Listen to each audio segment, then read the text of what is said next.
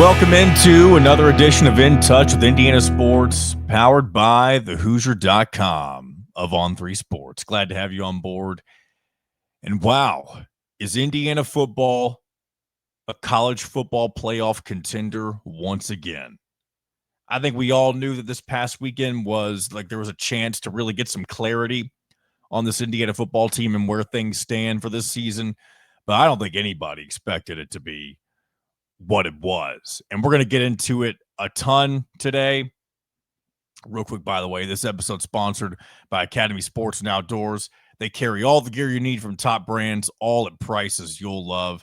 And I'll tell you more about them later on the show. Just want to make sure I hit that while we're here at the top of the show. But got plenty of Indiana football things to get into today.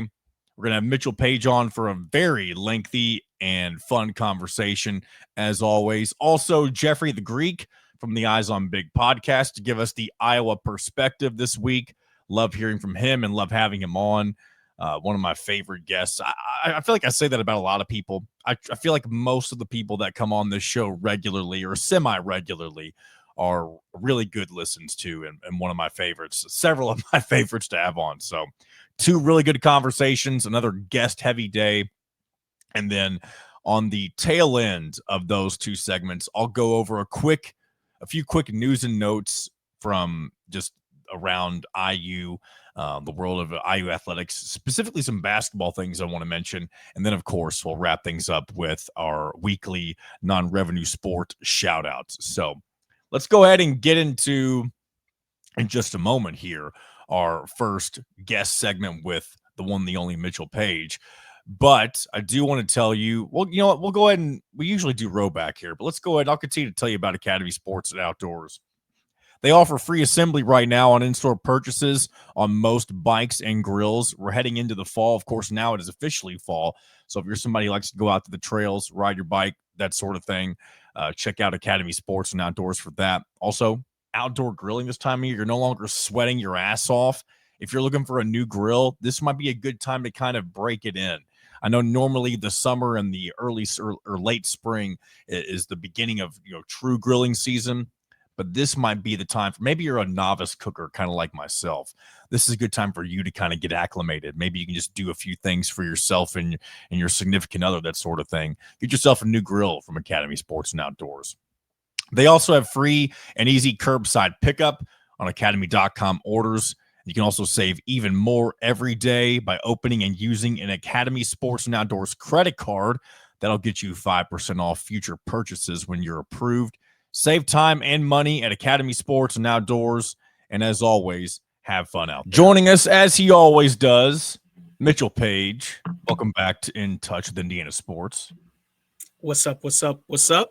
Is this the best feeling Monday that a Hoosier fan has ever had? It has to be one of the better ones. And I guess I want to get right to it. Did we not call it? I'm not even just talking about the win. I feel like you and I unapologetically, and probably you more so than me, kind of thought this was going to be, I mean, I hate to say it, a blowout. I don't think anybody was thinking 63-10, but that's what happened. Yeah, I was going to say the opposite. I wasn't even close. I predicted 4-touchdown win. Not even close, John. And I wish I could say that, I mean, all kidding aside, I wish I could say that I saw as much as it sounds like Kurt Cignetti and staff and maybe players saw from Illinois. But throughout the week, I kind of watched them, and I mean, we talked right after the game. So I hadn't done really any research. That was probably more, I'm tired of listening to national talking heads talk about how good Illinois is, and that's where the 4-touchdown came from. But I went on a couple other shows throughout the week as I was watching Illinois a little more, and I only got more confident. And it sounds like Cignetti kind of picked up on the same thing. It was amazing to watch us dominate the line of scrimmage the way that we did. Yeah, the defensive line, and we knew that Illinois supposedly had some offensive line issues, but you and I talked about the havoc rating from Indiana's D-line last week. I mean, this game was absolutely won and dominated in the trenches. I don't have the exact stats in front of me, but I think Indiana had 7 or 8 sacks on the night. That's ridiculous.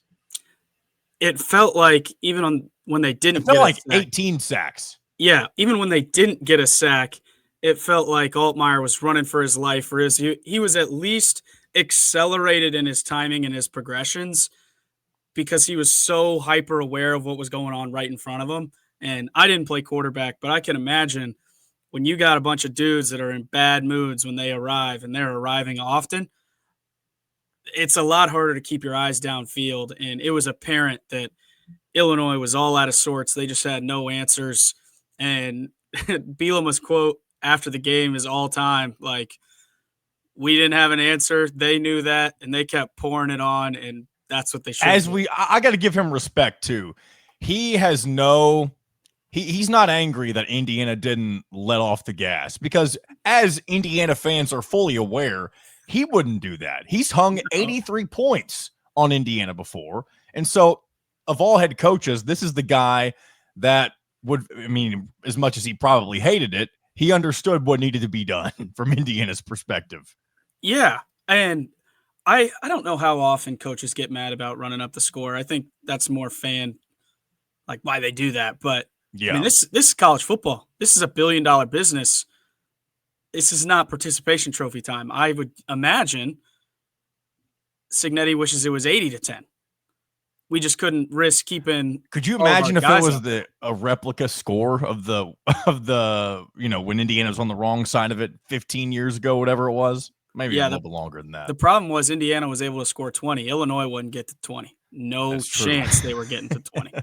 They didn't get to positive rushing yards for the game. This is something I've heard a lot of people talking about, the 2 rushing yards that they had sack, and this is obviously sack adjusted, but they didn't get to that until their last drive when we had walk-ons in the game. They were at -8 rushing yards starting their last drive of the game. It was a complete destruction. I mean, we beat it to death. It feels like it's been nice. I consumed a lot of media today because I wanted to hear all these people. I was wrong because they sure were. Well, I want to ask you, I've not listened to a ton. Who of note has said that they're wrong about Indiana? Joel Klatt, Josh Pate, and those 2 guys, about as much as anyone, I respect the way that they talk about Joel football. Klatt was in Indiana's camp all last year. Yeah, and it wasn't even disrespectful. It was more like really respectful of what Illinois can do.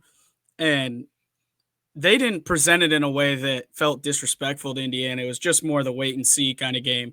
But they both picked Illinois. You know, they watch a lot of college football. They got a lot of games to watch and break down. It'd be hard to really see what Indiana's been progressing towards for the first 3 weeks of the year. I did hear I think it was Andy Staples. He's on 3, Andy and Ari. Yep.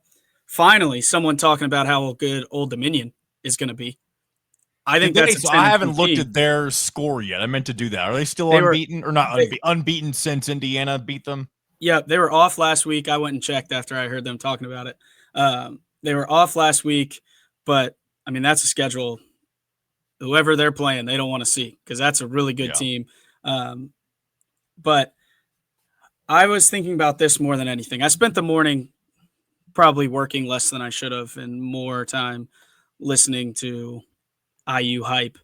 I would have loved to be in the meeting. It probably happened yesterday. This is Monday as we're recording.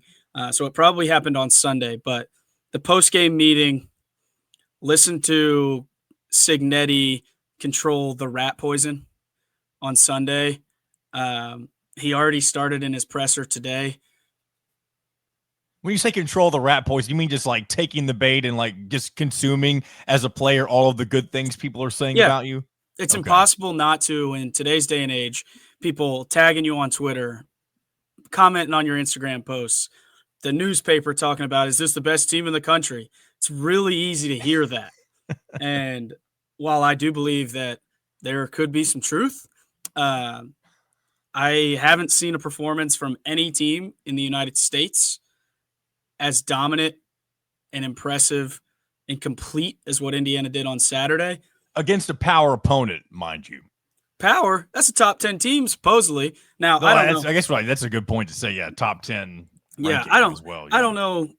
I mean, we talked about it on last week's show. That ranking felt a little inflated. It feels more like a top 25 team, but you beat them by 53. What does that say about you? Now we get to the point that I talked about too often, and probably people are like, what is this guy talking about? Illinois is the biggest game of the year, yada, yada, yada, yada.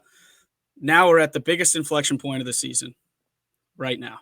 I had a feeling we'd beat Illinois. I didn't know it would be obviously by 53, but now you're going on the road to an opponent that's receiving votes, a much improved offense in Iowa, a team that has, I said this word so many times, a true identity.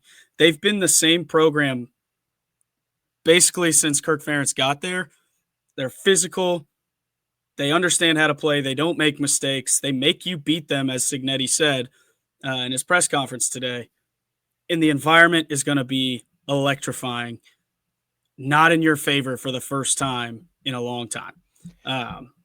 It's the biggest test and the biggest step up to this point since, well, I guess not since Cignetti started. Well, it's the biggest road game since the Ohio, or I guess since the Notre Dame game. I don't think Indiana and Cignetti specifically has taken this Indiana team into an environment like this outside of those two elite programs that they've already lost to. Right. And so this will be you should beat. That's the difference. A team you should beat on the road in a great environment. When you go to Ohio State, who is number whatever in the country, number 1 or 2, maybe. Yeah.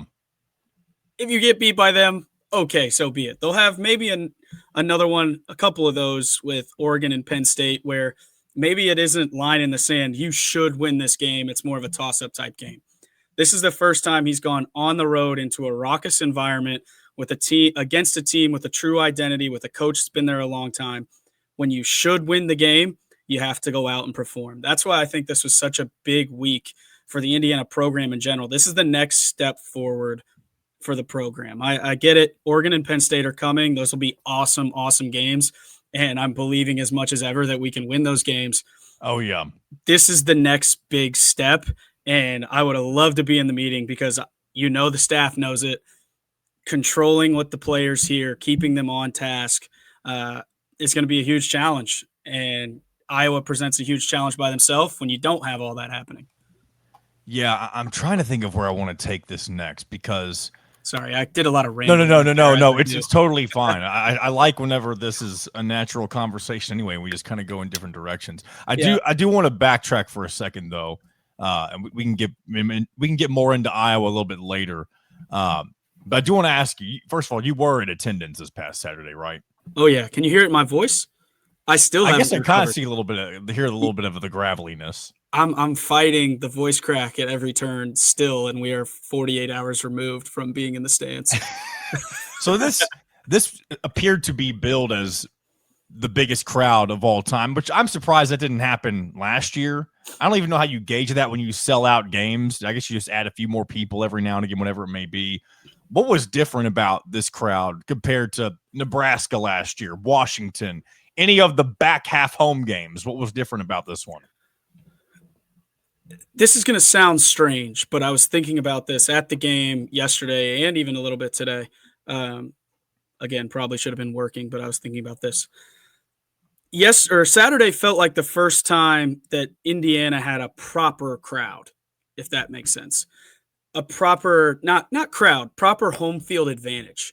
Okay. Last year, there was still so much magic in the air that there was some surprise when things just continued to go well. Indiana wasn't necessarily expected to win all the games that they did at that point. Exactly. This is the first time that they came in and it was like, you better perform to the level you're expected to. Even less than that. This was more from a fan perspective. You're engaged and loud. Illinois came on the field and it was the greatest environment that I've ever seen in Memorial Stadium from the second they came on the field.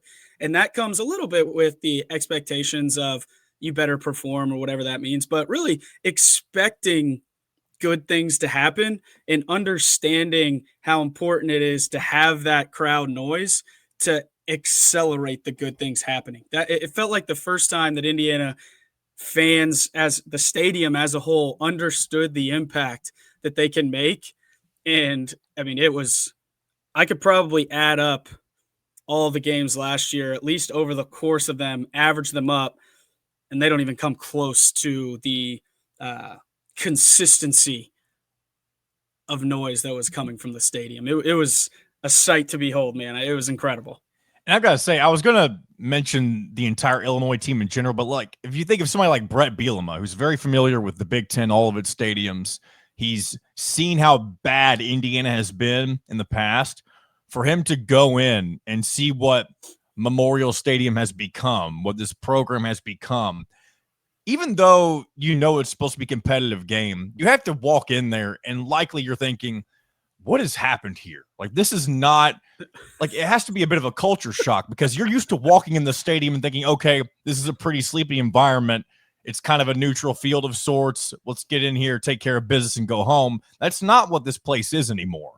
No. And for whatever reason, I feel like when we had nothing to talk about not last year, but the 5 years prior or whatever that was, we get off on tangents and like stadium design and what's loud and what isn't. Yeah. Like Michigan Stadium holds 105,000, but you could take a nap at midfield in the fourth quarter. The way it's built, it's just all the sound escapes. It's not loud at all, ever. And maybe it is at Ohio State, but we played in some pretty close ones there, and it's just quiet.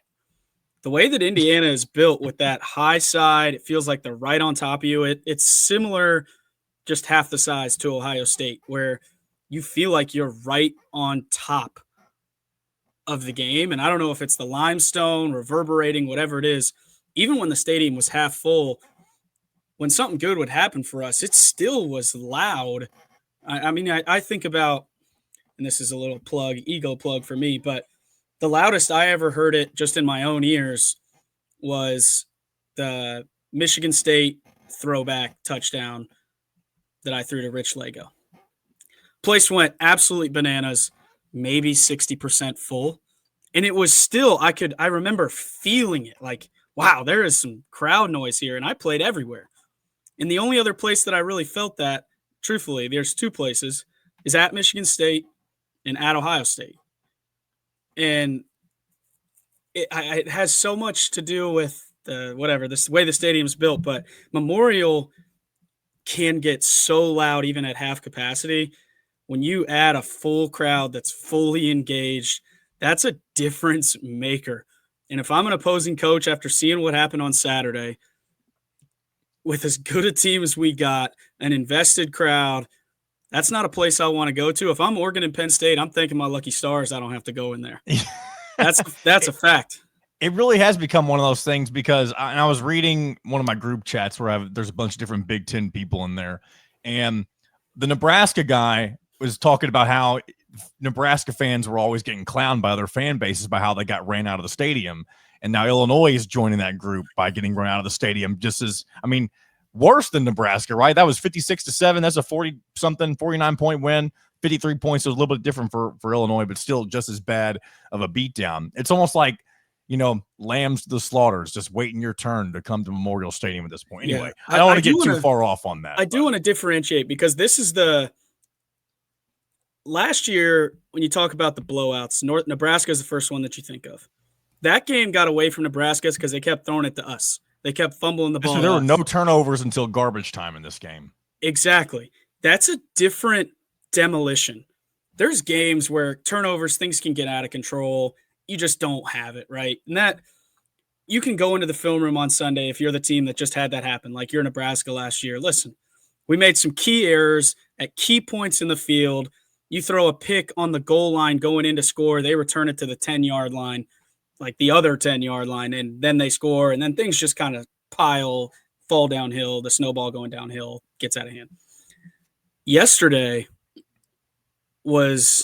I use the word demolition because that's what it felt like. It was a slow, physical beatdown for 4 quarters. Even when the backups started coming in, it was a slaughter. I mean, Kobe Martin, I believe, was once again the leading rusher, and he didn't get onto the field until the fourth quarter, if I'm not mistaken.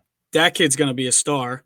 And I sat in a different section for whatever reason this week. Usually I sit in section 12. If you're Yeah. listening, come holler at your boy. Would love to meet you guys. But for this week, I was in section 11, which is where all the player parents sit. And I was sitting right next to Kobe Martin's mom and dad. And listening to how pumped his mom and dad are that he's even on the field. Like, that kid's got a good head on his shoulders, and he has to because his parents are phenomenal. But listening to his dad talk about the way that Kobe talks about going to practice, consistency, all that he talked about was he's waiting his turn. He's waiting his turn. Just wait till he gets a chance. Wait till he gets a chance. Is there anyone that's earning his chance more than Kobe Martin? Give that kid the rock, man. He runs hard, relentless. That's what you want. In back-to-back games, he's led Indiana in rushing. I'm trying to pull up the rushing stats right now, but unfortunately my mouse and my hand are not moving as quick as I want them to. But either way, all you need to know is that he came in garbage time in the last 2 games. And again, both teams have backups in, whatever you want to call it. Illinois did not. In their first drive. Illinois did not have any backups in? I mean, they had 5 DBs. I mean, well, that's for their whole secondary was completely depleted. That's another thing. I don't want to take away from anything Indiana did because I think it would have happened no matter who was in a defense for Illinois. But that is a very odd thing to have that many starters out for your defense. Illinois. Well, that wasn't the whole game. That just happened. I mean, they had one guy, and then the targeting, which was an obvious targeting. I saw a lot of discourse about. Here's the thing. Here's what I want to say about targeting real quick. The rule is what it is. If you break the rule, those are the consequences. Does the rule kind of suck? Yeah, it does kind of suck. Getting thrown out for half of a game, whatever it may be. Yeah, that's kind of in my opinion, and a lot of people's opinions, an unfair rule. But you can't go on. You can do whatever you want. People go online and say that's a ridiculous targeting. It's still targeting. The rule can be ridiculous and be unfortunate, but it was still targeting. There is a picture of that play in the rule book. So I just want to say, like, that kid, he broke the rule. That sucks. And a lot of people think it has to do with intentionality. It has nothing to do. I mean, yeah, it can be another level if you're trying to actually hurt somebody like that. But a lot of times targeting is not on purpose. Yeah, it's a bang play. Kid's defenseless. You go up. You're trying to break up the pass. You're trying to hit him hard. It is what it is. Should it just be 15 yards and move on? Maybe. Whatever. I'm a receiver. Do I think someone that gets targeting should be kicked out for the entire season? Yes. But there's a little bit of bias in that, knowing how scary it is to run across the middle. But it wouldn't have mattered. This was they could have. It felt like they could have had the Eagles secondary in the game, and we still just would have run over them. The secondary was making tackles 12 yards down the field. This was a destruction up front of their defensive line, their offensive line. I don't know what you say if you're Brett Bielema. Yesterday's meeting, I think you don't even put the film up. I think that's one you just throw away and say we don't need to speak of this again. Yeah, we got wiped up. That was a really good team. Thank goodness we don't play them again. Now we got USC coming to our building. Let's go play.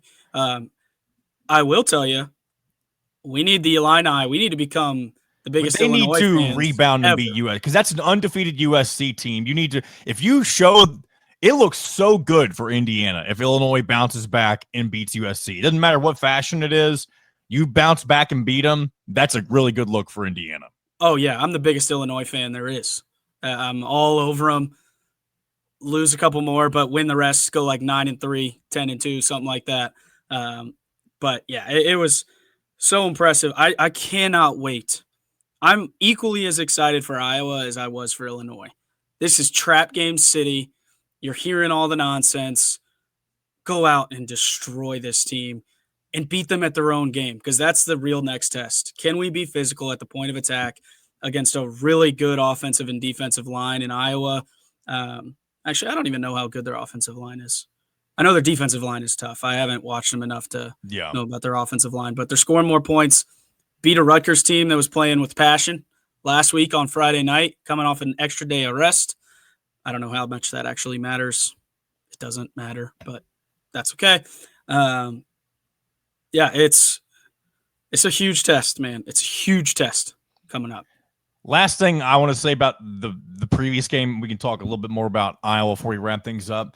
My favorite play from the entire game was when the Indiana offensive line, I don't want to say they got, I think it was designed to be this way, but there was a lot of pressure coming from Illinois at Fernando Mendoza. He saw immediately what he was going to do, passed it to the tight end, Riley Nowakowski, and the blocking downfield to get Nowakowski all the way to the end zone.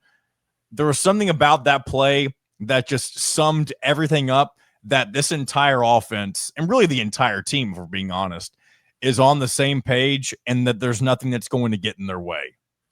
It was, I think, the most impressive part of the game, obviously offense, defensive line, maniacal. Watching Omar Cooper and Elijah Surratt, your two best players that have very high NFL aspirations. These are guys that are like legitimate guys that NFL scouts are talking about. Omar Cooper is motioning in between the guard and the tackle and lead blocking to linebackers on run plays. You got blocking downfield that let Nowakowski run 40 yards for a touchdown without even really having to make a move. I mean, there's just nobody there. I don't care if you sent the crib for the blitz. There's guys back there that are going to try to make a play, and they just weren't even in the frame. And all of that, we used to say, the line will get the first 3, the first 5. The wide receivers get the touchdowns. And these guys play with so much tenacity. They're some of the best players on your team. And when you are able to, if you're Kurt Cignetti, put that on tape on Sundays and show the freshmen, hey, if this is what you wanted, if you think you're going to be an NFL player, this is what NFL players do. And you can go play after play after play after play. That's how you start taking next steps. You want to talk about high school players, by the way. How much of a chance do we have at Jalen Brewster, that defensive lineman, number 1 player in the country? That kid was on the wrong person, but I hope it's a good chance. Do you know that the number 1 D lineman in the country was on campus for the second time? He's 5-star. This has to be this is probably an obvious thing. It has to be the only time that the number 1 player in the country has ever been on Indiana's campus. Gunnar Keel, way back Is he the number 1 overall? Number 1 overall. This kid, I don't know if he was committed to Indiana for a while. Yeah, he committed to, I think, every school in the Big Ten and the SEC. He ended up having a horrible career. So he didn't have a horrible career. He just didn't have as good a career. Didn't have as good a career as I think some people expected. But you start to see the high school recruiting pick up, and that's when you really take that next step into the upper echelon of physicality. And the fact that they can already do that by picking and choosing some guys from the transfer portal that are going to be here for a year or two.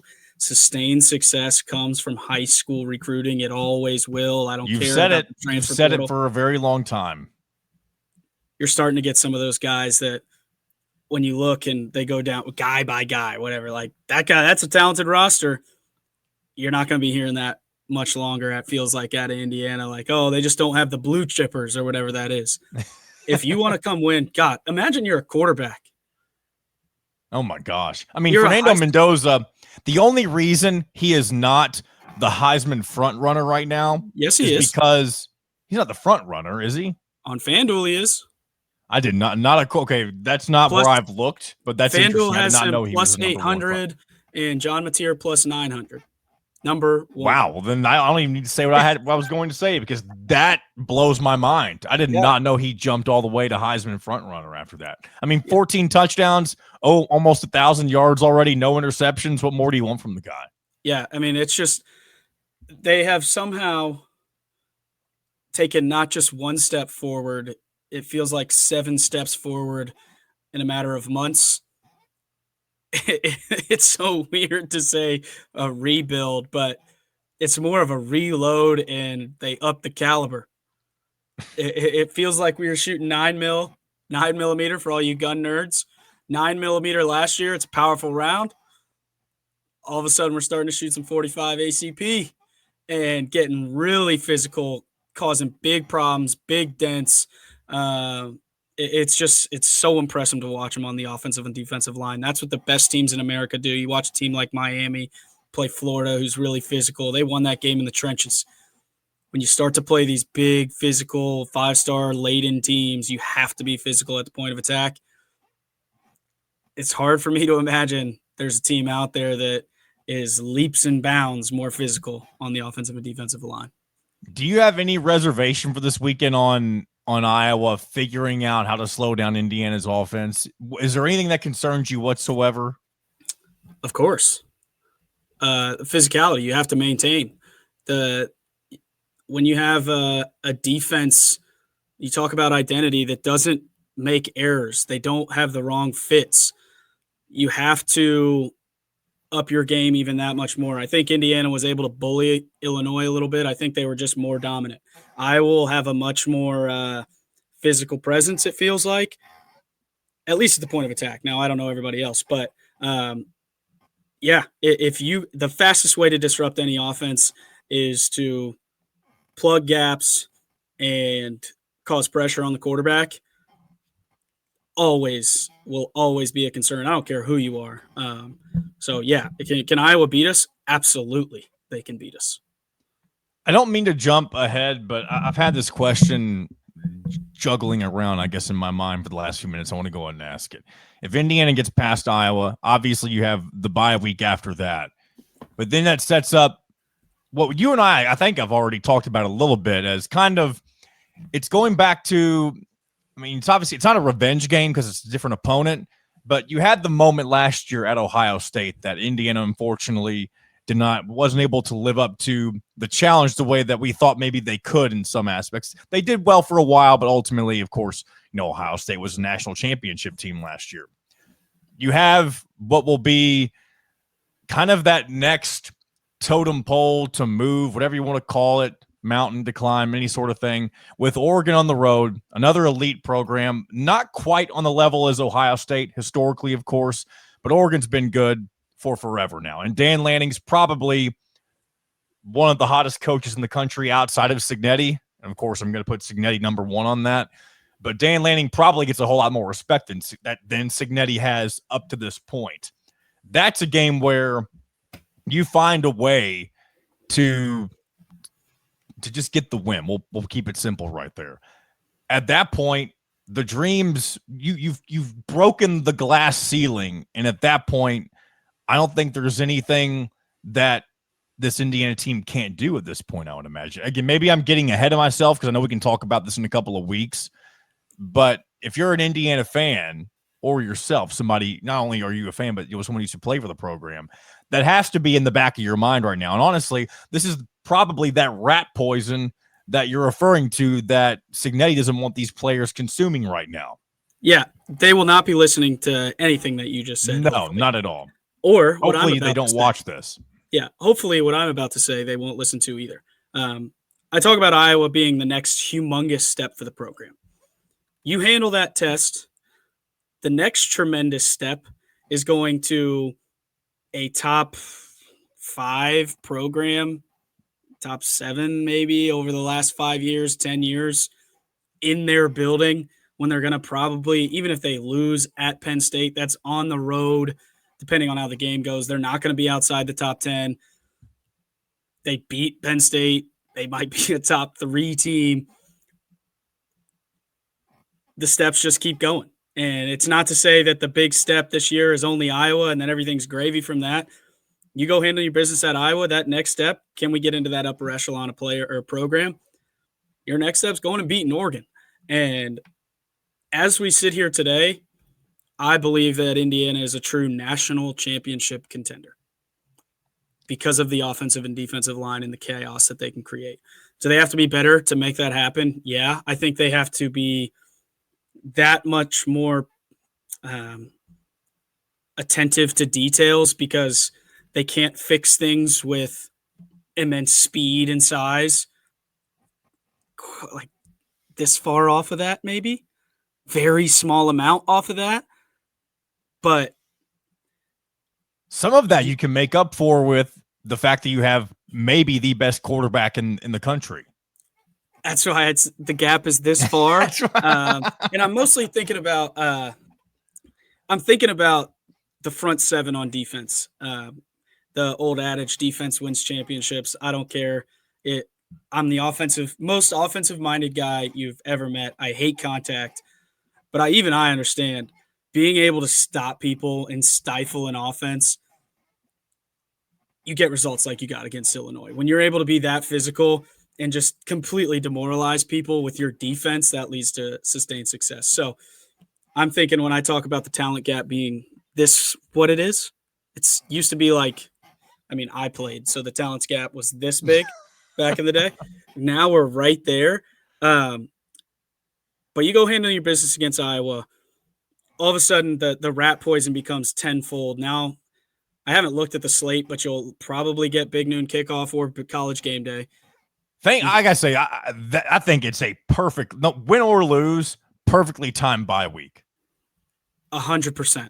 This is your last little run. You're going to reset. You're going to have to fight it even harder because of the bye week if you go handle your business at Iowa. Either way, if you don't handle your business, same old Indiana, they're frauds, whatever. You do handle your business. I've already heard people talking about national championship.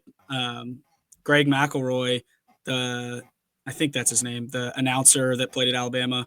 He's the guy that clowned Indiana during the Notre Dame game last year, yes. Well, he led his show today with, is Indiana a national championship contender? And I'll spoil it. He said yes at the end. So they're already starting to talk like this. What I saw on Saturday, Illinois has beat people up. They did last year. They beat up South Carolina in a bowl game. They were holding teams in their last 7 games to, I think it was like 7.3 points on offense. Yes. And you just took a sledgehammer to their face and hit them with it for 60 straight minutes as hard as you could. It did not stop. And there was a little voice crack. There was remnants of Saturday. When you do things like that to people, it takes you. I feel like I've said the word echelon way too much, but it takes you just into the higher. And there's still a very apparent gap in the national media that mean nothing between Penn State, Oregon, and Ohio State, and then everybody else. People are still talking about Michigan, talking about USC, blah, blah, blah, whatever that means. You go handle your business at Iowa, you go take care of business against Oregon and beat them up. Look out. Look out, Hoosiers. I know this is very real. I don't like to get super giddy while I'm doing the show because it's fine to be. I'm not saying you don't show emotion, but this is one of those things. Like the more we talk about it, it's just seeing that if that becomes a reality. Again, this is something. We're gonna wrap this up here very shortly. We've gone a lot longer than I thought we would, but this is something, and we even talked about this last year too. But it does kind of feel like they're taking that step forward. This is something that you can only ever do in NCAA football video games, is make Indiana this good. This is not something that ever thought or ever seemed real for the losingest program in the history of college football. Now it's potentially a genuine reality for this Indiana program. Yeah, I want to end because you talk about that. Cignetti, I got 2 thoughts. One, very tough for other fan bases to accept reality that there's only one Curt Cignetti. All these coaches that are getting fired and are going to be expected to do what Cignetti was able to do, prayers to you, buddy. That's tough. That's what the expectations are going to be, and you got no chance. Second, Florida's coming open. Obviously. Feels like obviously. If it's not, I don't know what they're doing as administration. They're terrible. Cignetti's name continually pops up by people that don't know anything, not by anyone with a brain. But if you're Curt Cignetti, I'm glad you're addressing this, by the way. Why would you're in the biggest conference with the most money. I don't care about the SEC. They're idiots, all of them. I hope you post that. You're getting paid a crap ton of money with a school that's completely invested. You have all the tools. Plans are laid out for 5 years to make the stadium unbelievable. Your facilities are getting upgraded and upgraded. There's a massive flow of money. people talk about Indiana like they don't have the bankroll. Tomfoolery. That's the most insane take I've ever. It's by someone again that doesn't have a brain. Indiana Indiana, football has way more bankroll than programs that should have tons of money. it's a top 5 bankroll in America. You just had to get people to trust in it and Yes. access it. He's got that. He has a program on a trajectory. I mean, we kind of snickered, ha ha ha, it's the merging superpower. It just is. They're going to build a statue of you maybe at midfield that you just have to figure out how to play around. Maybe use it as a pick. If you're someone with 0 brain cells, give me one motivation for Cignetti to go anywhere, but we're using Florida because that's going to be the open job. Give me a something in your mind that would make sense to make that move. There's nothing that makes genuine sense, because when you leave for Florida or any other job of that caliber, the expectations are that you're going to win a national championship the moment you arrive. And if you don't, they're going to think, oh, what the hell this is a fraud. Where Cignetti is at right now, he will be treated like a king until the moment he's done. He's done coaching. And what did we just talk about? You can win a national championship here in year 2 without your own recruiting class. You've got a campus. Why start over somewhere else when you can do it where you're at right now? Everything that you want is right in front of you at the place you're at. And probably more at the place you're at than a lot of these other programs. Maybe Ohio State and Texas, or Oregon. But those aren't coming open anytime soon. I think it is so funny to listen to that. And maybe I don't understand the inner workings of college coaching and what motivates a coach, whatever, but I don't know. I was just curious. I haven't heard anyone give me a logical reason for why that would happen, and it doesn't feel like there is one is the reason for that. But I was curious if you had one. No, I don't have a really good reason.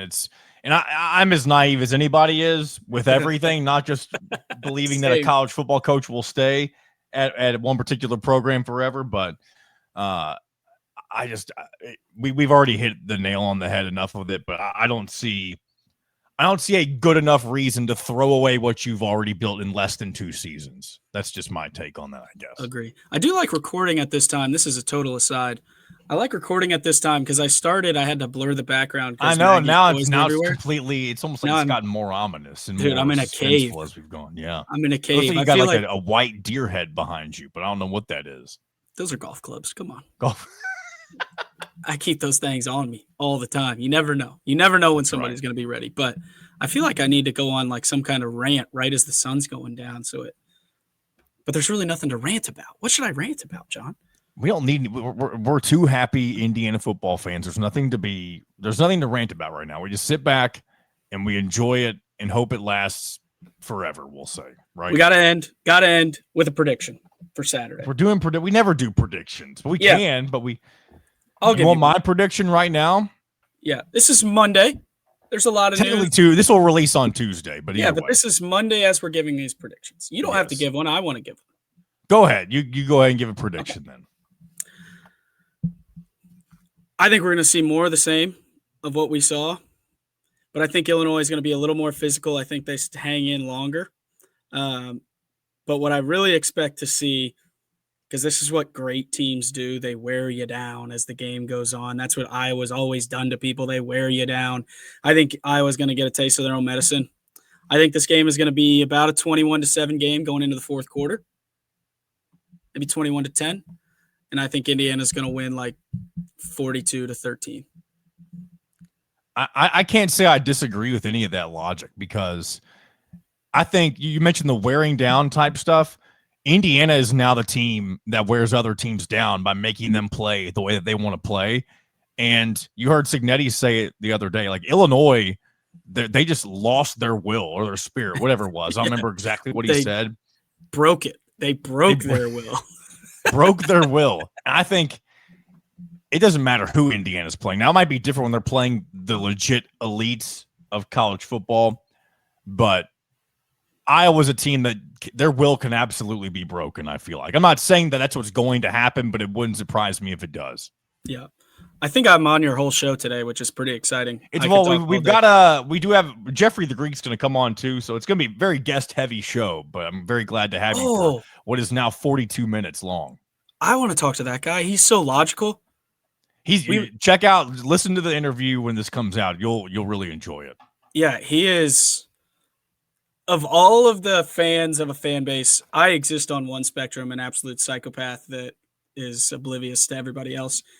Jeffrey the Greek understands football at a level that even I can only aspire to, and he controls his emotions so well. So I don't know if this is coming after or before me. This will be after this is weird, getting very meta for the listeners, but if you're coming up next is Jeffrey the Greek as soon as we let Mitchell go here. You guys are in for a treat. What an awesome guy.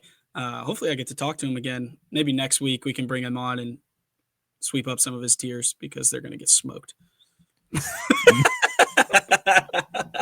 Mitchell, enjoy your night now, your evening, whatever, and then we'll chat again next week. Can't wait. Awesome conversation with Mitchell Paige, as always. And sometimes I feel like we get a little too excited, but I think that was justified a little bit this past week with what Indiana was able to do against Illinois. So I hope the season just continues to get better and better. And right now, Indiana football in an amazing spot and with a chance to continue to do really good things against the Iowa Hawkeyes. And speaking of the Hawkeyes, we'll get to our next guest, who is a former Hawkeye.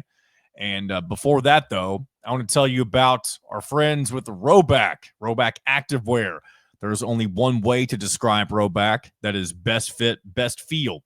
For those who aren't familiar, they are completely changing the game with their incredibly comfortable activewear. Rhoback has released plenty of items within their new licensed game day collection, with novel polo designs and clean hoodie and quarter zips for some of your favorite schools. Of course, our favorite school, the Indiana University Hoosiers. It is definitely worth checking out. Nobody else on the market is pairing this level of custom designs with this quality of activewear. Rhoback's everyday shorts or their Delta Performance pants are the perfect pairing as well. They're both super comfortable, have an elastic waistband, and great fabric that is made to have the appearance of a nice short look, but the comfort for a day on the move. Rhoback has also been proudly leading the NIL charge, having signed partnerships with multiple college football stars, past and present, and are becoming the go-to brand for college athletes across the country. And of course, as always, use the code IND20 on Rhoback.com if you're a new customer for a generous 20% off on all those things that we talked about, the everyday shorts or their Delta Performance pants. That's spelled RHOBACK.com for 20% off all performance polo shorts and more. Again, that code is IND20. Joining me now here on In Touch with Indiana Sports, Jeffrey the Greek from the Eyes on Big podcast. Glad to have you back on. John, always good to talk to you. Quite a crazy times to be talking about Indiana football. Now we're mixing Iowa football, Big Ten football in general. Fun stuff we got here. The last time that Indiana and Iowa played, it was the infamous Indiana game, where, of course, during the broadcast, you see the player come out and it becomes a meme where he has the misspelled Indiana jersey. And that was the beginning of the end for Tom Allen. Coming off of the 2020 season, opened up the year in Kinnick Stadium. Michael Penix Jr. opens up the game with a pick six. I believe he threw a second one during that game as well. Not good memories for Indiana fans the last time they were in Kinnick Stadium. It's obviously seared into Hoosier fans' brains because I've gotten a lot of people that have asked me about it and DM'd me about it. That's how fandom works, right? Like, you basically remember the most painful stuff and the absolute best stuff, and that's obviously. But I don't think it has anything to do with what we're going to get on Saturday afternoon into the evening in Kinnick Stadium with this Siggy coached team and program. It almost feels like it's a million years ago. With what Siggy has done since then. So nobody's left on the team on either teams, that I believe last time that game was played. So it might as well be a completely different sport. So the Hoosiers coming into Kinnick Stadium is going to be a Peacock game, 3:30 p.m. Hawkeyes currently 3-1 with, unfortunately, a loss to the Iowa State Cyclones. I really hope for your sake that they can get the monkey off their back sooner rather than later, because it has to eat alive at you, if that makes any sense. Yeah. The but game what itself has eats alive at me. Why we're even playing that game? Yeah. I always see kind of just the distress from you whenever we get to Cy-Hawk week each and every year. Yeah. And it just seems miserable, especially when you're dealing with it in week 2 of the season every year. Yeah. Yeah. And it's obviously no fault to anybody but Iowa, but we're breaking in a new quarterback. It would be nice if we had, and this isn't a shot at Indiana, I think it's the right way to do it. I wish we had a couple more layup games, to start the year, to get a feel underneath you, instead of going on the road or Iowa State coming in to play a bitter rivalry. The other annoying part is, Iowa State is, I haven't looked, they're top 15, I think, in the country or right around there.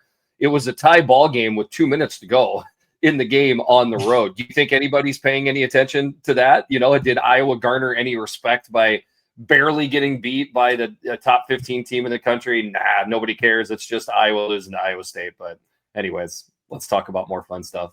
Yeah, we'll go ahead and get into the meat and potatoes of why I've got you on. So I guess I'll start with this. From the Iowa perspective, what have you liked so far from, I guess, just the way the team plays so far this year? It definitely feels like the offense is finally stepping in a right direction for the Hawkeyes.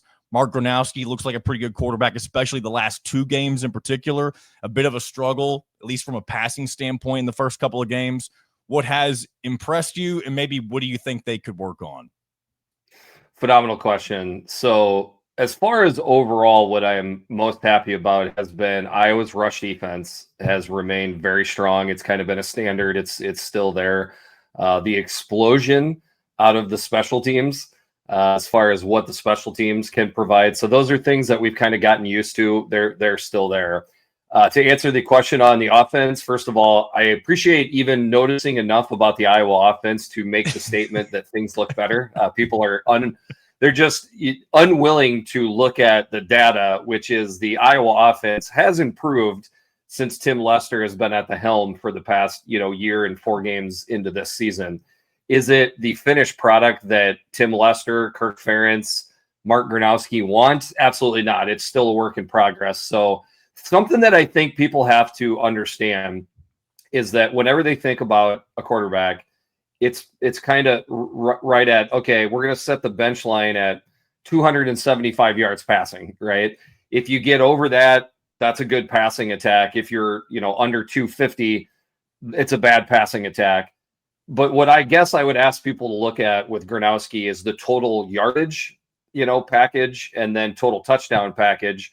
He's leading the Big Ten in rushing touchdowns amongst all players, running backs and quarterbacks right now. So that's what you pick up with Gronowski is tough yards that he's willing to get on the ground, mixed in with a better looking, but still not finished product passing attack. So that's what you get with Iowa. If you think this is ever going to be a 300-yard passing, 200-yard rushing offense, it's not.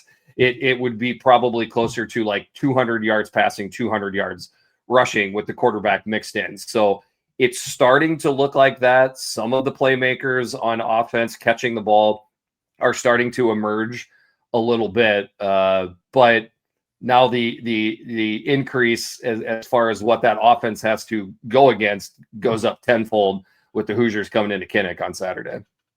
Well, moving over to your defense now, of course, Phil Parker has been, I feel like he's been in Iowa for forever. How many years has he been the defensive coordinator in Iowa City? He's been there the entire time Kirk Ferentz has been there. So 27 Wow. years he's been in Iowa City. I'm an old man, and he coached me when I was at Iowa. He's been there that long. So, yeah, to put it into perspective, he started out as the D-back coach. He's been the defensive coordinator for, I'm not even 100% sure. I think it's 15 years or right around there. But he's been there the whole time, but D coordinator for, we're going on decade and a half. Well, let me ask you this then. What is it about what he does on defense that makes it work every single year and makes it so hard for even really good offenses to figure out. And I particularly believe that even though Indiana has one of the more explosive offenses, not only that I've ever seen in Bloomington, but just in the country in general this year, I still think it's going to be, it does worry me, especially with it being on the road, that Indiana may have some trouble establishing some things in the early going of this game. We'll see. Again, the kind words are much appreciated, but this isn't vintage Iowa defenses like we have seen the last couple years. Certainly the 2020 to 23 range there. The secondary is the part of the defense, specifically the corners, that need work. Whether it's a personnel thing or an experience thing, it's probably a combination of the two. So you saw that in the first half versus Rutgers. Now, I tried to warn people that the Rutgers passing attack with those wide receivers and a quarterback that's been in the system for going on 3 years now, it's better than people think. Like, they can move the ball through the air on most teams, and Iowa was not an exception. So Iowa had to switch it up in the second half, bring a lot more blitzing than they did in the first half. They started to get to Rutgers quarterback Ethan Kalikmanis, and then things started kind of flipping around back in Iowa's direction at that point. But to answer your bigger question of just overall how Phil Parker's been able to do it, recruiting stars definitely matters. Obviously, just raw talent matters, but you also have to have dudes that fit into the system and essentially do what you're coached. So there's kind of a sliding scale of, maybe sometimes Iowa could get a better athlete, but are they giving up the team thought process and that Phil Parker knows when I call this defense, all 11 guys, or as often as possible, all 11 guys are in the spot that they're supposed to be in. That's how the defense winds up being so consistent over time. You start getting that down to 10 guys in the right spot, or heaven forbid, only 8 guys in the right spot. That's where the leaks happen in big plays. So his whole philosophy is smart football players come up and tackle, but number one, be in the right spot. That's the guys that they look for, and they've been pretty good at finding those dudes over the years. Indiana, at least in the early portion of the game against Illinois, and both teams, I guess for that matter, struggled to run the ball. And I know Iowa's always been really good at stopping the run. Do you think that'll kind of be the primary focus early on? Because I know you mentioned the secondary has issues. You do stop the run. It does force Indiana to air it out, but then that has potential to expose the issues of the secondary. Yeah. What do you think is kind of the plan to slow down the Indiana offense? This is the trick with going against the Indiana offense right now. I mean, if you think I got an answer to that, I no offense, probably wouldn't be recording with you right now. I'd probably be on somebody's staff somewhere. I guess I'm treating it like I'm talking to a coach or something. Yeah. I mean, I love the question. Ask you the difficult questions. No. And what I'm trying to do is give the flowers to what Siggy has put together with this offense 2 years in a row now. And I think it's took an even bigger step up with Mendoza. I mean, this is a Heisman candidate in Mendoza. So right now, I just think he is playing at a level that I don't know what D coordinator can shut him down. His ability to read defenses, he's layering balls over the linebacker in front of the safety right where it needs to be. When you have a quarterback that is that dialed in, there just isn't a lot that Phil Parker or anybody can do about it unless you just have all world, quarterbacks and safeties to really, stamp out the wide receivers you're going against. Iowa has fine quarterbacks. They have pretty darn good safeties, but to the level that would need to be to just shut this passing attack down, it's not there.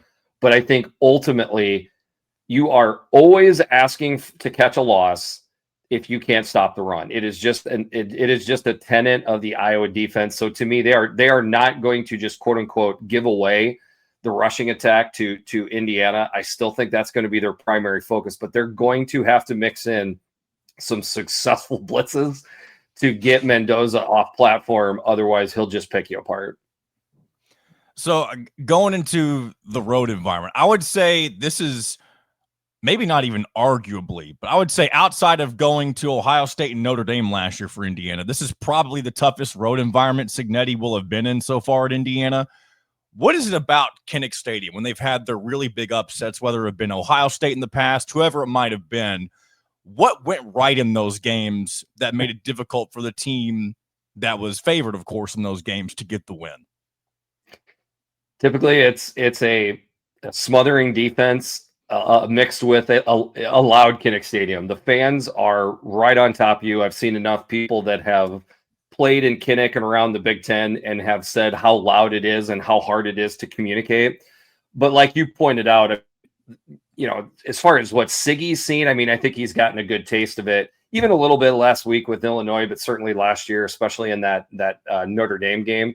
So I think, I'm not so worried about Siggy. Maybe Mendoza, with Mendoza coming from a little bit lower level as far as huge environments that he's been in, maybe there's an effect there, but that guy seems so, poised, wise beyond his years for what he's looking at now. It's hard for me to see that, as loud as Kinnick can get, that there's really anything that's going to throw him off. Like I think the thing that would throw him off is just getting to him.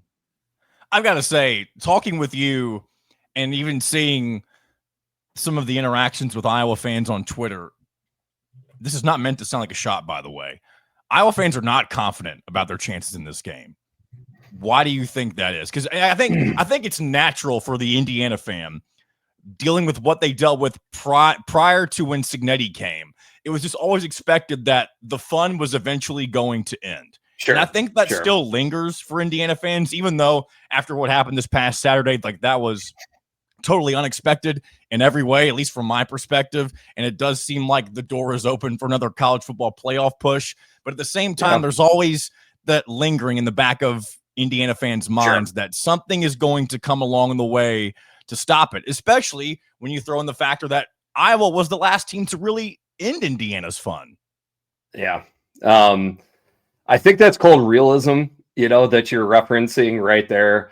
We don't have any Nebraska fans on this podcast, so we don't, they don't live in a world a lot of times that's that. But I think Iowa fans, by the most part, do not get me wrong. There are Iowa fans that are, off in their own planet as well. But I think another thing that's playing into that is, as far as Iowa fans having that payoff in a big moment, where everybody's at Kinnick, everybody's kind of watching type of game, and Iowa comes through. It's been a tick. Okay. It's been a while since it's happened. Probably we've kind of referenced Penn State a little bit. Probably when Penn State was in town and they were in the top 5, when Iowa kept it close and then hit a big pass play towards the end of the game to take the lead. That's probably the last time that's happened. And I think we're talking about, 2021. So when you get to be 3-4 years out where you've had that big, every Iowa fan is high-fiving each other, whether it be virtually or in person after the game, it's been a while since we've had that feeling. So if you mix that in with the realism, fandom that I think a lot of Iowa fans are, that's what we're seeing, along with how good Indiana looks, like they've just been absolutely stalking people down lately. And I'm not going to ask you for a score prediction or anything. I know you mentioned that'll come later on your show, the Eyes on Big podcast. Of course, check that out if you haven't done so before. Really good show where he covers literally every Big Ten team, not even just the ones who are originally in the Big Ten. He does the West Coast, the East Coast, all that good stuff as well. But what do you see kind of being the difference in this game? I kind of could tell which direction you're already leaning towards and what you think is going to happen. But what do you think is going to be the catalyst for the outcome? I hate to, beat a dead horse, but I'm looking on the edges of Iowa's defense with those cornerbacks and safeties, getting over. Can they prevent the big play? Like that is what Iowa's defense needs to do. Even if you're giving up more yards than we'd like to see between the 20s, can you keep Indiana out of the end zone until you get into the red zone to give the Iowa defense a puncher's chance at that point? So that is going to be the biggest thing. And then I do think Iowa is going to have to pick up something in the margins, namely special teams or turnovers to even this thing back up to where Iowa could potentially be, there down the stretch to get the win. and you look at Mendoza, just the rushing attack and the throw game alone would be hard enough to shut down with Mendoza in this Indiana offense. Then he mixes in the rush, where he keeps it himself, and they do some of that RPO stuff. The Siggy and Shanahan's ability to get quarterbacks dialed in that quick, it's just been nothing short of phenomenal. It's making other coaches around the country miserable, because essentially everybody's getting compared to, Siggy and the whole staff. Like, why can't our team be this good, this quick, if they can do it in Indiana? You guys are on, you're in bizarro world times right now. I hope you can enjoy it as much as possible. Well, I saw this. I'm gonna try to pull this stat up real quick since you mentioned that before we wrap things up here. Hopefully my computer will load quick enough for me to reference this. This was tweeted out by someone named Jacob Babcock. Through Signetti's first 16 games, he's got a plus 277 point differential, and through that amount of games, no college football head coach has ever had that large of a differential, which is absolutely mind-blowing. And again, it is a fantasy. It's a fantasy land that Indiana fans get to live in right now, and it's a bizarro world, like you mentioned. I love every minute of it. We're all afraid that it's eventually going to come to an end, and I guess I do want to ask you this, and then we'll wrap this thing up. Do you think there's any realistic, well, of course there is a realistic shot, but where would you kind of put it, I guess, on a scale, the likelihood that somebody, especially if Indiana does what they did last year once again this year, going back to a playoff, do you think an elite program snags them away from Bloomington? To go back to your original part, as far as that stat, that's an incredible stat. I say this all the time in the pod. I've probably said it on here before. It's probably getting old, but like, if you were dominating this much in the college football, the EA college football game, you would be thinking to yourself, this is silly. This would never happen in real life, right? We would never go into a ranked Illinois and beat them 63-10. I need to get the settings up harder so it's not so easy. You know what I mean? It's just insane, like that it's happening in real life. So, and as far as Figgy going somewhere, I obviously don't know. You really do have to sit here and look at this thing and say, if they can make a run, and not to put any more angst and pressure on the Hoosier fans than you maybe are to a certain degree already feeling now, but let's say Indiana goes 11-1. Okay, right? We would sign up for that right now. Whether that gets you into the Big Ten championship or not, let's just say you get into the college football playoff and win 2 games. All right, maybe you lose in the college football playoff championship, or maybe you lose in the semifinals, right? At that point, you have already established that you can do whatever you want to do at Indiana in the Big Ten. So what are you going to go look for as far as a better situation than if you leave Indiana at that point? It seems like Siggy would think this thing through, and I would guess he would come to that same conclusion if he's comparing, again, if we get Indiana to that level, on where else he would go. Florida, that's the one I've heard. Do you want to go down to the SEC, to the swamp, on what a lot of good coaches have gone down there and not had success? Now, I think Siggy's better than any of the bums that they've had, for the past decade or so. Don't get me wrong. But do you understand what I'm saying? Like, they'll build statues for you outside of Indiana. Like, he can retire at the end of this season, and he'll have a statue built for him. So I really think a lot of times, John, people forget that these coaches are human beings. They're not just robots made in a coaching machine. They have lives. They does kind of have some robotic attributes to him. A lot of that's fair. He might be as close to a robot as any of them. We might need to crack him open to see if there's some android inside. So that's actually a pretty good point. But like I joked with you, wives and lives, right? All these coaches have them, and to just pick up and go again, and the pressure cooker of going to other spots. I don't know if the juice is always worth the squeeze, especially again, for how things are rolling. I think of Brett Venables leaving Clemson. I know it's not the exact same thing, right? But him and they had things going so good in Clemson. He leaves to take the big job at Oklahoma. It's not been good for Dabo. It's been a struggle up to this point for him in Oklahoma as well. I wonder if there's times over the past 2-3 years is what I'm getting at, where if Brett Venables was like, maybe I should have just stayed in Clemson with that awesome defensive coordinator job. I just wonder if that type of thought process happens a little bit more with coaches than it used to. Maybe I'm looking at this way too, I feel like Tom Allen's probably feeling that right now after what's going on down at Clemson. He should have stayed at Penn State. And that's a whole nother topic that we can explore on our own time, but that's another good example of that, I feel like. But Jeff, I appreciate your time. I hope I've not taken you too long. Do you want to promote anything before I let you go?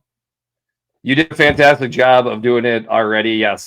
Jeffrey the Greek on Twitter with the Eyes on Big podcast, all 18 teams, West Coast, East Coast, and everything in between. So we're getting into the heart of Big Ten schedule right now. I mean, folks, look at the Big Ten games we have on tap this weekend when, Indiana at Iowa is the second or third best one on the table, with Penn State, Oregon going into Penn State. It's a big weekend of Big Ten football. So along with Indiana fans, Big fans in general, enjoy this because this is about as good as it gets. Absolutely, Jeff. Enjoy having you on as always, and we'll talk soon. I would say good luck to your Hawkeyes, but I want my team to win. So some other time. Thanks for having me on, John. A big thanks, as always, to Jeffrey the Greek. Love getting the chance to have him on. One of the, I think Mitchell may have even said this during our segment with him, one of the most level-headed, kind of fans, if you will, of a team that there is out there. And that's why he does the Eyes on Big podcast, because he can talk about every team and be objective about it. And that's why he's done such a great job for as long as that podcast has been around. So pleasure to have Jeffrey the Greek on, as always. Give him a follow and check out their show. I've made appearances on there before. I don't know if I've ever really promoted those on here. Maybe I have. But there's been a few times where I've gone on there and made some guest appearances on that show. I'm not doing that this week. I was going to, but I was at Louder Than Life. I haven't mentioned that yet. I don't want to talk about that for too long. But I was at a music festival here in Louisville, Kentucky this past weekend, rocking out to some of my favorite artists. But that is neither here nor there. We're here to talk about sports, and more sports. We don't talk about anything else but sports here on In Touch with Indiana Sports. Of course, I'm being facetious, but just a couple of news and notes real quick. I want to hit on the Colts. 3-0, dominated the Titans. Jonathan Taylor looks as good as ever. Daniel Jones has been fantastic. He's not putting up incredible numbers, but he's also not making mistakes. He's doing, I was going to say just enough, but he's doing more than just enough. He's doing better than anybody expected him to be, but maybe a fresh new look, a fresh new perspective was all somebody like him needed to be as successful as he's been through the first 3 games in the season. And now the Colts are 3-0 and expectations have changed for them. I mean, they're going into this week against the Rams. Definitely, I would say their stiffest competition so far of the season, but now you're thinking about taking those next steps. Like if you're serious about not only making the playoffs, but making them comfortably, then this is a game that you hope the Colts can pull out on the road. Now, of course, it's tough on the West Coast. It is, thankfully, for, I guess, Indianapolis's sake, a 4:05 kickoff and not a 1 o'clock kickoff. But they're all professionals anyway. It don't matter what time the game is. So looking forward to seeing how the Colts continue to look. And, we'll see. I mean, I tried getting Daniel Jones on my fantasy team, and unfortunately, somebody else snagged him up before I was able to do so. But there's your Colts update for the week. A couple of Indiana basketball news and notes I need to hit on before I get into some non-revenue shout-outs. And then we'll talk more Indiana basketball here in a couple of weeks. We'll probably end up doing it a lot more actually next week because with Indiana football being off for a bye week. But a couple of things coming out or that have come out in the last few days. Haunted Hall of Hoops is returning on October 30th. That is an event that is always been open to the public, kind of like Midnight Madness or Hoosier Hysteria, I should say. And this is a Tom Crean era event, I believe, that's being brought back. I don't know if he began the event or if it's just something that he adopted year in and year out. But I'm sure some fans, especially youngsters, this is always good for them. Indiana also landed 4-star Chase Branham, the first big get for Darren DeVries during his time here at Indiana. So good on him. We'll talk more in depth on all this stuff whenever we have. I'll try to get Kyler Staley on here next week or somebody else with the Hoosier.com that can help us go more in depth with all this stuff. And also, Big Ten conference schedules released. We'll go over that here in the next couple of episodes. And also some Big Ten tournament expansion news. I believe they're going to all 18 teams. I don't know if that's a good or a bad thing, but either way, definitely something of note to see how that ends up panning out and what it does to the product of the Big Ten tournament, of course. And one other thing, or two other things, actually. One, we'll stay on the basketball side of things. Bruce Pearl announcing his retirement right before, I say right before, we're still a couple of months out, a new season, and will be handing the reins off to his son. And I saw a lot of people talking about, why his son just automatically gets the job. And I don't know this for sure, but I have heard people discuss in the past that it was built into Bruce Pearl's contract that whenever he decided to step down, that the job would go to his son. And I'm sure that was part of the package of getting him to come to Auburn in the first place. I'm sure that's not the ideal scenario that Auburn wanted, but they also wanted Bruce Pearl. And so that was, part of the, the commitment. And I'm sure if he would have gone elsewhere, it would have been similar for, similar stipulations, that sort of thing. But very surprising. And I don't know if that'll bode well for Auburn or not. It's a wait and see type of thing, but very interesting piece of news nonetheless. Also, I believe this is for sure, Lee Beebe Jr., of course, the Indiana running back who is now out for the rest of the season, has been granted 2 years of eligibility. I don't know why. I don't know if getting hurt granted him the 2 automatically or if that's how much he had left. But it's good to know that he'll be back. Whether it's at Indiana or somewhere else, it's good to know that he'll be able to continue his career, his college career here after he recovers from his injury. All right, let's go ahead and get into the non-revenues here, shall we? Looking at Indiana men's soccer, currently sitting at 6-1-1.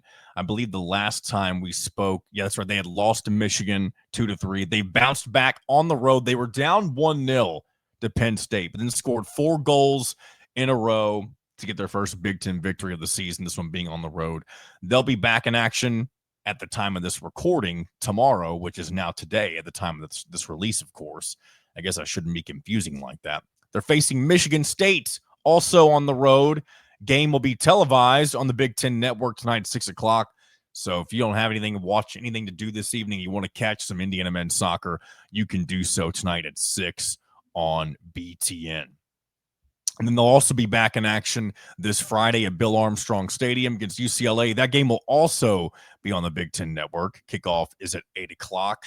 And so shout out to Indiana men's soccer for bouncing back after their first loss of the season.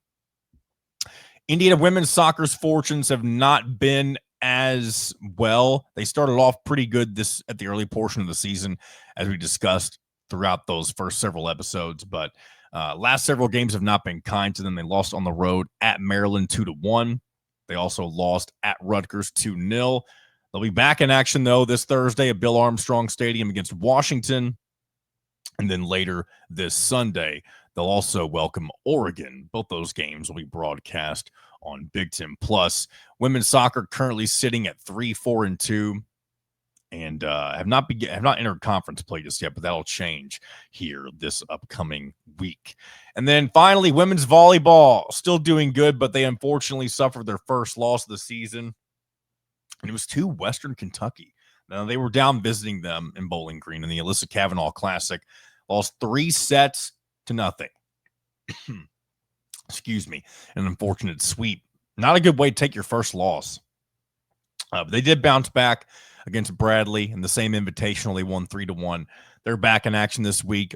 They open up conference play against Northwestern in Evanston. That'll be at 9 o'clock, televised on BTN.